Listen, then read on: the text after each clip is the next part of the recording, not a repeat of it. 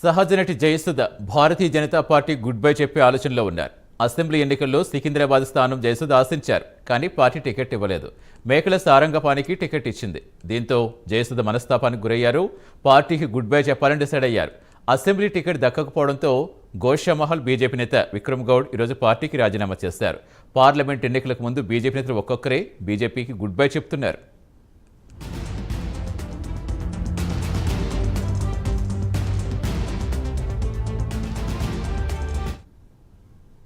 పూర్తి సమాచారం ఇచ్చేందుకు మా కరెస్పాండెంట్ ప్రేమ్ జాయిన్ అవుతున్నారు. ప్రేమ్, జయసుధ కూడా బీజేపీ గుడ్ బై చెప్పే ఆలోచనలు చెప్తున్నారు. అసలు ఏం జరుగుతుంది బీజేపీ పార్టీలో?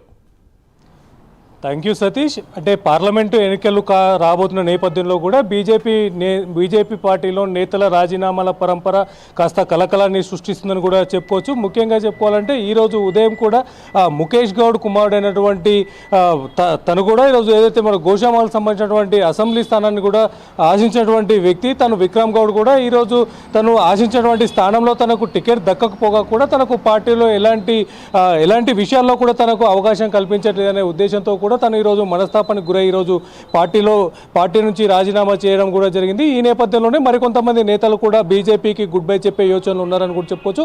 ఇందులో ముఖ్యంగా గత కొంతకాలంగా అంటే అసెంబ్లీ ఎన్నికల ముందే బీజేపీలో చేరినటువంటి సహజ నటి జయసుధ కూడా ఇప్పుడు ప్రస్తుతం బీజేపీలో సుముఖంగా లేదన్న విషయాన్ని కూడా బయటికి చెప్పడం జరుగుతుంది. ముఖ్యంగా చెప్పాలంటే తను ఏదైతే పార్టీలోకి వచ్చిన నేపథ్యంలో కూడా సికింద్రాబాద్కు సంబంధించినటువంటి అసెంబ్లీ స్థానాన్ని కూడా తను ఆశించినట్టుగా కూడా చెప్పుకోవచ్చు. ముఖ్యంగా చెప్పాలంటే అసెంబ్లీ స్థానాన్ని తన కాకుండా మరొకరు కూడా ఇవ్వడం నేపథ్యంలో కూడా కాస్త మనస్తాపం చెందినటువంటి జయసుధ కూడా రాబోతున్నటువంటి పార్లమెంట్ ఎన్నికల్లో మల్కాజ్గిరి స్థానంలో పోటీ చేసేందుకు కూడా పలు కసరత్తులు కూడా చేసిందని కూడా చెప్పుకోవచ్చు. ముఖ్యంగా చెప్పాలంటే ఇప్పటికే పోటాపోటీ ఉన్నటువంటి మల్కాజ్గిరి కాన్స్టిట్యూన్సీలో కూడా తనకు సీట్ ఇచ్చే పరిస్థితులు కూడా కనిపించేటట్టుగా కూడా ప్రస్తుతం తెలవట్లేదు. అయితే ఈ నేపథ్యంలో కూడా తను తీవ్ర మనస్తాపానికి గురైన నేపథ్యంలోనే మరొక విషయం చెప్పుకోవాలంటే తనకు ఉన్నటువంటి సినీ గ్లామర్ నేపథ్యంలో కూడా పూర్తి స్థాయిలో తనను అసెంబ్లీ ఎన్నికల్లో కూడా ఎక్కడ కూడా తను వాడుకున్నటువంటి పరిస్థితి కూడా లేదు. తనకు కాంగ్రెస్ పార్టీని వదిలిపెట్టి బీజేపీలో చేరినప్పటి నుంచి కూడా ఎక్కడా కూడా తను మీడియా ముఖంగా కానీ లేదంటే ఏదైనా మీటింగ్లలో కూడా అలాగే ప్రచారాల్లో కూడా తనకు ఎక్కడ కూడా అవకాశం కల్పించిన పరిస్థితులు కూడా కనిపించలేదు. ఈ నేపథ్యంలో కూడా తన పూర్తి స్థాయిలో మనస్తాపానికి గురైందని కూడా చెప్పొచ్చు. నేడో రేపో తను బీజేపీకి గుడ్ బై చెప్పబోతున్నట్టుగా కూడా చెప్పొచ్చు. అయితే ఇదే తరహాలో కూడా మరికొంతమంది నేతలు కూడా బీజేపీకి గుడ్ బై చెప్పే యోచనలో ఉన్నట్టుగా కూడా తెలుస్తుంది.